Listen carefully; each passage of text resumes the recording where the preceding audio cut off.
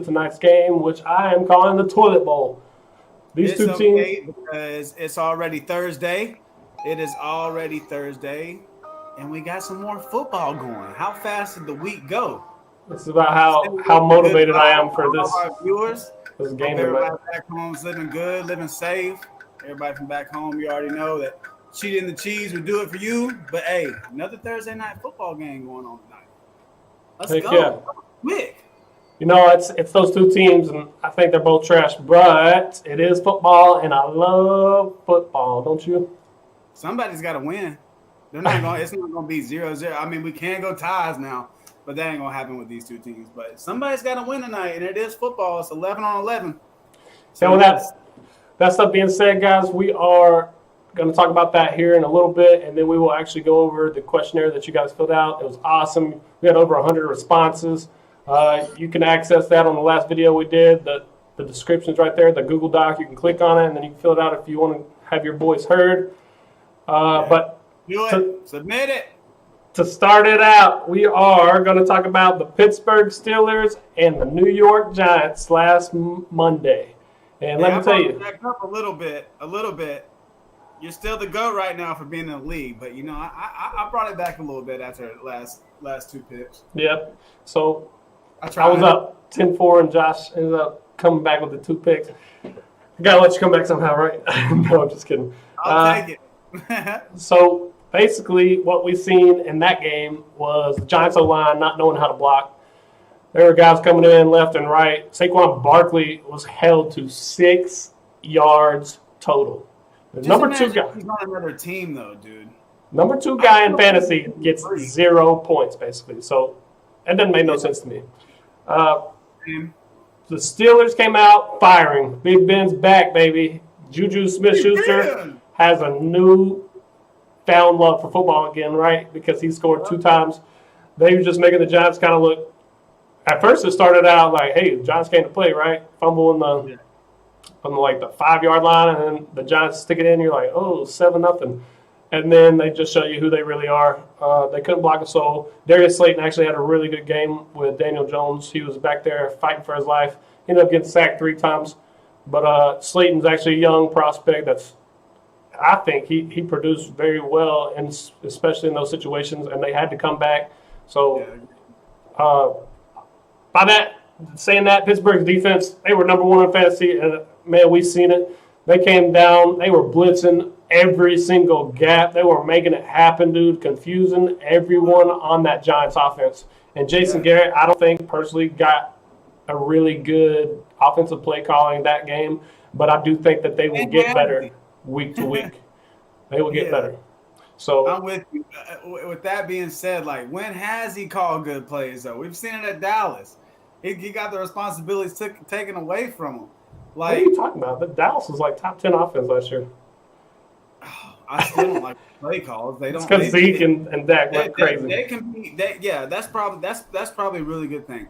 But they still do stupid things that hurt them. They might go 90%, and then that 10% something hits, and it's just like, why would you call that? It's almost like, okay, it's 1st and 10. Why are you calling the punt formation? I mean, anyways, it's week 1. Okay, week 1, you try to get your basics down and stuff. Pittsburgh just came out ready to go. The defense for Pittsburgh was led by the T.J. Watt. He's a freak. He was everywhere. They had that good guy, that number 45. I forgot what his name was, but dude, he was flying everywhere. They're 2 dynamic linebackers, and he's an edge rusher. So their corners look pretty good. They were just getting pressure on Daniel Jones, and that's not good for New York so far. That's a crappy way to start. A lot from Daniel Jones. Pittsburgh, like you said, looked extremely good again. I mean, Ben Roethlisberger, like I felt like, and I said a little bit in the last podcast, he's like, okay, with all these old quarterbacks that are out here right now, I'm about to show you what it is. And I think they got a really good program there. They got a bunch of young players that want to play, that are playing and making their contributes. But Pittsburgh looked pretty solid. I wouldn't say top tier in the AFC, but they're definitely going to be a solid team playing them in the AFC. But I liked how Big Ben looked, and I'm excited to see what things happen. I was lucky I got that pick, but Yeah. I'll take it. One thing I forgot to mention, too, is James Conner actually went down with an injury. So, for you fantasy guys, I think he's going to be back this year or next game. So, Benny Snell, he had over 100 yards rushing, which he used to lead the SEC at Kentucky and rushing, too. So, that was good to see him as a backup getting in there, wanting to work. James Conner will probably be back, but at the same time, you got that young stud coming in trying to compete for touches, which I love, Yeah. I love to see a change of face. And it usually happens pretty good for a lot of those young rookie running backs that take a load off of older experienced running backs. And they get the, like you said, this year without a preseason, I mean, this is your time to shine. When he's taking a break, you got to utilize every single carry like you would regardless. But without any preseason, it's time to make your name. So I feel like they're showing a lot to prove. But that taking us to Tennessee and Denver. Okay, I was liking – and I still do like what Nashville's doing over there in Tennessee. Good football team, but I was a little bit skeptical when the game was going on. Denver didn't look awful. A little bit of stats. Ryan Tannehill went 29 for 43, 249 yards, 2 touchdowns. I still feel like he's found his home. I think he's getting comfortable. He was sustainable. He did what he was supposed to do. Derrick Henry. 31 carries, 116 yards, averaging 3.7. I'm glad I had him on my fantasy. He didn't give me a ton of things. No TDs, and that's why he didn't give me a lot. But he's still rushing for over 100 yards. So, I mean, keep looking out for him. I think he's just getting started. Corey Davis with 7 receptions, 101 yards, 14.4 yards per reception. That was our leading receiver. He looked really good, and I think it's something that's really going to help Tannehill when he has a really solid check down now and able to get the ball to Corey Davis and let him work and like he showed us in the last game. Denver, Drew Luck, 22 for 33, 216 yards, a touchdown. Locked. Oh yeah, Lock. Come on, he's the next Patty Mahomes. I'm still backing that. He threw for 2 touchdowns, no picks, dude. He looked pretty decent back there for going against a good Tennessee defense. He did. Without his number 1 receiver. I'm excited about him for sure. And Philip Lindsay got banged up a little bit. We got to see what he's going to do. He was 7 carries for 24 yards, but Melvin Gordon was 15 carries for 78 yards. I think Melvin Gordon, he also had a touchdown, averaging 5.2 yards per carry. Melvin Gordon, like you said, he is a touchdown machine, but he still looks good to me. And that was a question mark looking at these games. I mean, he definitely still looks good to me. I want to see who they really start giving the ball more to, or if they different their offense and make it, Gordon in this formations or a third down back, and then Lindsay's are more outside the tackles, screen type guy. So I'd really like to see it, or if they just say, hey, whoever plays better than the other one, this is what we're going to rock with, because we still believe in Drew Lock. He looked good, but I was happy about Tennessee winning that one. I still think they're really strong. I took a safe bet, but what do you got to add on that game? So Jerry Judy actually came out and did certain things. He didn't score, but as a rookie, he looked pretty dang good. They are actually comparing him to Devontae Adams, so I know that makes you a little bit happy over there. I don't necessarily think he is that stature yet, obviously, but he does look like a dynamic receiver. Noah Fant came out, and he balled out. That guy is a legit tight end out of Iowa. Him and T.J. Hawkinson came into the league the same year. So those two guys at Iowa, they made some noise. So now they're in the NFL making some noise again. I really like that. Even without Von Miller, the Denver defense looked pretty fast. Imagine if they had Von, though. Yeah, the biggest thing was a totally different game. I mean, that is. I don't really put my everything into one player changing the outcome of a game, but that's one player that can really help change the outcome of a game. The one thing you're trying to do is stop Derrick Henry. Like you gotta put that guy down somehow, and he was easily getting 3 to 5 yards of carry, And then Corey Davis, who I wasn't too fond of because I think A.J. Brown's that guy in Tennessee, he ended up showing up to play. And so that was nice to see that Tannehill having a different receiver to throw to. He's playing a lot smarter, too. Yeah, so I think Derrick Henry is amazing. It sets up the play action. It sets up the passing game. So Tennessee's going to be a force to reckon with. They need to figure it out. a little bit more explosive offensively, I think, and learn how to move the chains a little bit more. It was a low-scoring game. Stronger defense. They'll play stronger defenses throughout the year for sure. Yeah, and then, again, it's week one. Everybody is kind of getting out there, no preseason experience. Everything it's obviously more offensive, honestly, and no fans, so you can take away home advantage. Yeah, you're not getting to watch any film, so yeah, you just got to come out there and play to the best of your ability. And it's offense. It's a little bit easier whenever you. If both sides of the ball don't have a plan, they come into, or they do have a plan, but if they don't have any playing experience right before week one, offense usually 9 times out of 10 is going to win that because they can just run right. They know Would you agree with that? The ball snaps. Yeah. So at least you know what I'm kind of saying. Yeah. All right. Stuff being said, you gained 2 more games on me. Yeah, I'm 10-6. You're 8-8. Good job. You're 50% now. But for tonight, we have the Bengals versus the Browns. How exciting. I know you see it on here. It's probably going to be the game of the week. You're right. If this ends up being the game of the week, I'll go outside and just hit my head against the wall. It might be, though. It might be. You know, we coached high school ball, dude. So, you know those games against, the bottom 2 conference teams. I mean, when they get together and it's a daggum slugfest, dude. Yeah. So it might be. Regardless, it's football. We love to watch football. I'm going to talk about the Browns first. The Browns had a very, very crappy week last week versus the Ravens, who are arguably probably one of the top 3-4 teams in the league right now. Just having to stop that whole offense. They got exposed. You can't stop Lamar. You can't stop the rookie J.K. Dobbins, who got in and got some touches, right? But Hollywood Brown, too. Yeah, Hollywood Brown. That's a crazy offense, and Cleveland's just not ready for that. They're not in the playoff contention, in my opinion. They're still in that rebuild mode. Baker Mayfield might do some stuff eventually, and he's got Odell, who I think is probably the second most hated person in my football realm besides Tom Brady. And it's all because of what he did to Josh Newman that one time. Okay, so who would you rank between him and Cam Newton on that list for you? Oh, Cam Newton's not the most hated for me. He's hated, but he's not the most hated. He is hated. Okay. He is a little bit, yeah, because he can't throw the damn football. But tonight, Browns defense, I think it's going to be a good test for Joe Burrow, but I think since they got embarrassed last week, they are going to come and put the hammer down. The offense is probably going to start clicking a little bit better. You only score 6 points and you throw the ball 40 times. That just doesn't add up. If you're throwing the ball 40 times, you've got to score points. And Nick Chubb and Kareem Hunt actually split the backfield last week. They had about the same number of carries. Nick Chubb ended up getting more yards, but less yards per carry.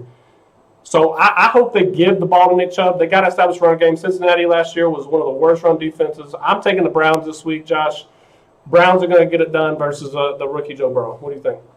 I'm probably going to bite my words, next time we do this. So here's my thing. The Cleveland Browns have stuff on offense to get inside the box. I mean, you're looking at receivers and running backs. But the thing is with me with Baker Mayfield, I mean, does he look good against subpar teams? Heck yeah. He looks like, okay, we got somebody that we can build upon. Does he look absolutely awful on top-tier teams? Yes. And then you're sitting there saying, oh, okay, well, maybe we're wasting our time on this guy, in my mind. But does the Cincinnati Bengals defense surprised me last week? They played a Chargers team. I don't think the Chargers team is extremely strong. They still weren't bad. So they surprised me a lot because I thought they were going to be a lot worse than what they were. Joe Burrow could have won that game. The Bengals could have won that game. But, do they – I mean, because I feel like, when the Browns played, OBJ didn't get a lot of receptions. He got targets, though. He had like 9 or 10 targets.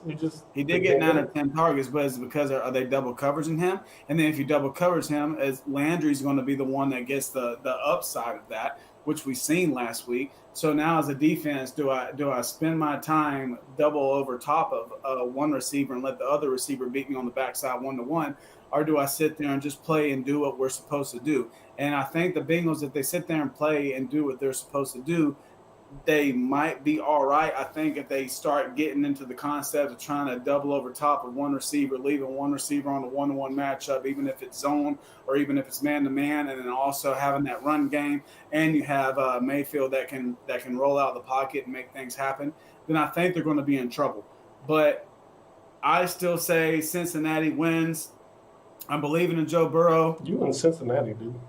I know, and it won't be too much longer after I get crapped on for 2 weeks in a row. But I feel like they should have won that last game, or could have definitely won. They definitely should have won. They definitely should have won. Should have won, yeah. So do I feel like I want to see how is he going to write his story, and we're looking at it as of now because once you enter in the NFL, your story begins to start being written. And let's see what happens. I don't care what team you're on because there's a bunch of great players that went on crappy teams, and they either sustained themselves in being a great NFL football player or they just faded into the mix. And I want to see what Burrow does, and I'm going to give him a handful of games this year depending on who they play. And I want to see if this is a game out of a lot of teams that they could play, a lot of teams that they're going to play this year. Can he get it done against the Cleveland Browns that we know that are 50-50 and really extremely shady? So, yeah, I go Cincinnati for the pick tonight. Okay, well, I was reading something actually today, basically the overview of tonight's game, and they were saying they were interviewing Joe Burrow, and I didn't watch the game. I only saw a few of the highlights. He missed some wide open targets down the field. Now, if he connects with those 3 or 4 balls, that's a whole different ball game, right? They were probably running away with it. Versus the Chargers, because the Chargers look like poop. They really do. They just, I don't know, they can't get it together. Also, so not that great. Compare team-wise, compare the Chargers to the Browns to me right now. Just off of week 1, we don't have a lot. But what's your mindset when you look at those teams? I say that the Browns still end up winning that game. Somehow, they find a way. And I would agree. I just think the Chargers, Tyrod Taylor, he's played against the Browns. They kind of know who they are. But he still didn't impress me nearly 70% of his snaps. He's not that great. But I did. This is a new thing that I'm going to start doing maybe on these one games on Thursdays and Mondays. I did simulate the game tonight on Madden 2021. Madden. Yes. Hey, bringing out some John Madden. And that's the first simulation. Brought the Browns 38-13. Baker Mayfield threw for 4 touchdowns and completion percentage was 67%. And Joe Burrow had 290 yards, 0 touchdowns, 2 interceptions, and only 51%. I simmed it again. The outcome changed drastically. It was 27-20 Cincinnati. Burrow threw for 3 touchdowns and 2 interceptions. He's still throwing for 2 interceptions, and Mayfield only threw for 1. Their completion percentages were both around 58%. I did it a third time. I don't even see that Joe Burrow throws 2 interceptions, even if they lose. I did it a third time just to have more stats, right? Okay. And the Browns ended up pulling, or not the Browns, the Bengals ended up pulling that one out again, 21-17. So it ended up getting lower and lower each time I simmed it. But Burrow, 321 yards, 1 touchdown at 60%. He still threw 2 interceptions. And then Mayfield was 206 for 2 touchdowns. His completion percentage was only 51 though. So if you like Madden and you want to throw some Madden stats in there as a simulation, boom. No, I didn't play anything. They're saying that the Browns came out and won the first one, but then the Bengals, if you sim it a couple more times. Get that one to the Bengals, but we already know we play Madden together. We were talking about earlier, dude. Madden. I like the new Madden in a lot of ways, and it's still every single Madden pisses me off. Every single Madden pisses because I want it to be back in like 2002 when you had Vic and you could run to the goal line, turn around and juke the whole defense and score a touchdown. Why would you ever want that? That's the stuff that pisses me off. I play such good defense, and then all of a sudden this arcade play comes in because he's stupid. Yeah, so whatever. But I do like it though. So shout out to Madden. I'll buy every Madden that's ever. Yeah, I will too. It's just one of those things. But so tonight, Josh, make it final. I'm taking the Browns. Taking the Bengals, baby. And do you have a score that you want to throw out there? 7. By 7. The Bengals by 7. I'm going to say the Browns will win it, and they're going to score 32 points, and the Bengals are going to only score 20. 32-20. I don't know how we're getting 32, but we're going to get it. somehow. That's not bad though. It could happen though. It could happen. Yeah. If literally the Cincinnati Bengals just start shitting the bed because they can't that's a good receiving core at Cleveland. I mean, and you also look at they just played the Ravens, who have a really solid defensive backfield. I mean, solid. So that definitely could happen. They were definitely playing catch up most of the game, so Nick Chubb didn't really get utilized. And I think Nick Chubb needs to go and step up today and have a big day, especially versus that defense. They need to hand the ball off and not fall down early. Their defense has to go make a stop, and I think they'll pretty much coast through this game tonight as long as Joe Burrow doesn't have some magic down his sleeve. The run opens up the pass, and I 100% agree with everything that you said. Even on the back end, Joe Burrow don't have a great night, but I'm just banking on the fact Joe Burrow has a great night, because if he don't do it now, when does he do it? When does he? I mean, he might do it later on in the year, but you gotta look across the board who they're playing. You could be playing your best ball, and then you go ahead and play one of the top, 8 defenses in the league. I mean, so I'm banking on fairy dust tonight, Joe Burrow. Well, the picks are in. Go ahead and give me a little magic, baby. We're going to go ahead and tell you guys appreciate the responses in the Google document that I put out last stream. We had over 100 responses. The first question was, will Tom Brady or Drew Brees hold the touchdown crown at the end of the season? 56% of you said Tom Brady, 43% said Drew Brees. So that's pretty close. That's neck and neck. Woo! I had over 100 responses. What is your favorite division in football? The most favorite division in football over here is the NFC West. They have about 27%. The NFC West had 27%.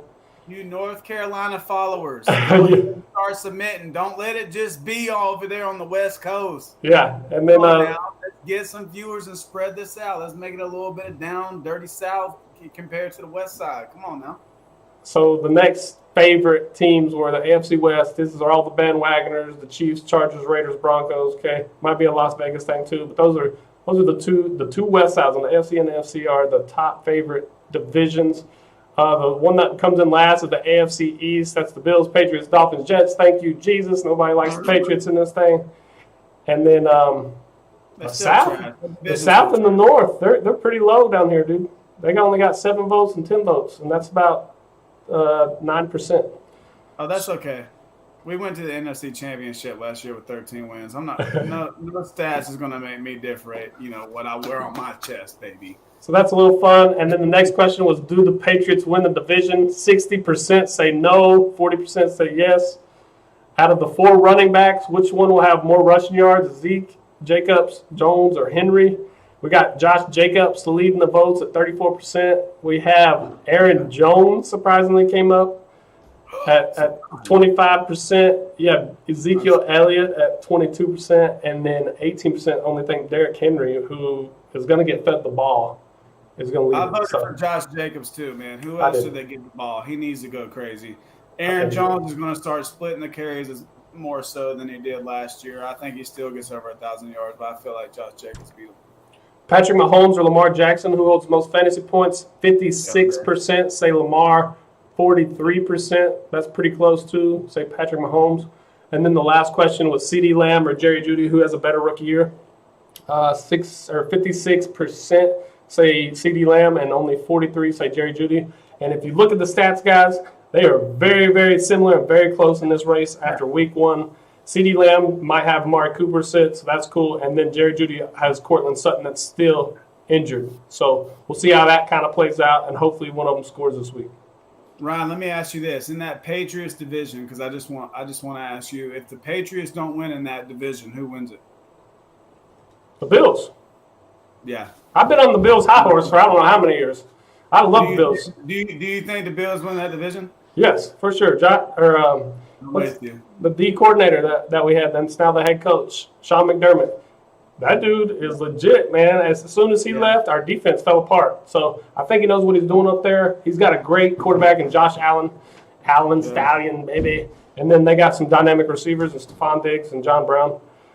So I think they play really good defense as well. Like their D-line is pretty solid. Their linebacking core is solid. They got the second or third best corner in the league in Tre'Davious White. So they're going to make some noise this year. I like them. But, again, it's all about that NC South, baby. We know how to play football down there. Patriots are going to be sustainable, and they're going to look really good this year. And the more I think about it, I also think the Bills should win that division. I won't say will, but they should. But the Patriots are not going to be a top tier team this year, man. They're not. They're going to go good for their division. They might sneak in a little playoff game if things start hitting, but they've only played the Dolphins. So yeah, I was just wanting to know what you thought about that, because that's one of the questions that I highlighted in my mind. But yeah, I would agree with you on that. We already know those other two teams can't play defense, so Jets are awful. They're also injury prone right now, and then the freaking the Miami Dolphins are still the Dolphins. You know, they played, they're decent. They don't have it all together. And again, I think that's a coaching thing. Teams this year and beat teams that they shouldn't beat. I mean, we seen that crap last year anyway. Yeah. So it still does not give me a lot of hope with them. I mean, because they did that last year. They've got talent, but I was looking at some of their highlights of training camp or whatever when they were actually out there practicing. They look like high school receivers. Devontae Parker, all those guys look like high school receivers. I know I'm talking junk. They probably all just look like that because everybody's so big, and I'm not even out there. But dude, they did not look too well, and Tua didn't look that well either.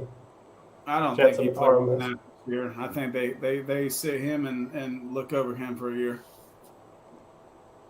Yeah, Elgin said he thinks that the Browns and Bengals are going to have a solid game. I think it'll be a pretty good game, right? Because it's the Trash Bowl. But about these best games, I think it's going to be a good game though, for real. Yeah, these two teams are definitely, in my opinion, not going to make the playoffs. And you were right about the Giants O-line. They are trash, bro. They are trash. Saquon Barkley going to have the 6 yards. It don't make no sense. No, put Barkley on. Pick 8 different teams and put them on it. Yeah. That dude goes absolutely insane. That dude is a freak, man. That dude's a freak. But, I mean, you got grown men just sitting in A-gap, B-gap, or A-gap, C-gap, and the backers playing B-gap. Where are you going to go? I don't care how much you squat, how much you bench, how elusive you are. I mean, you can't go nowhere. Yeah, that O-line did not block for him. And I'm going to be honest, when I was watching that game, he didn't look like he had the vision he had going into the last year. You know, he was missing the hole a little bit and trying to get up in there behind his O-line because he was scared. He's scared, dude. Yeah. I'd be scared of that Steelers defense as well. Sometimes your left guard can make a decent block. The next time he gets blown up. So the next time I get an inside zone read to the left side, I might bang it or bend it more so inside or outside than what it should be, because I don't know, there's certain tackles and guards in the league are going to do what they need to do, and if not, it's a slim percentage that they don't. He don't know right now. Yeah. So. Well, it is what it is. I'm excited for football just to be back this week too, baby. Fantasy guys, good luck. This is Cheetah and the Cheese. We'll see you guys later. And the cheese. God bless everybody. Y'all have a good night and watch some good football.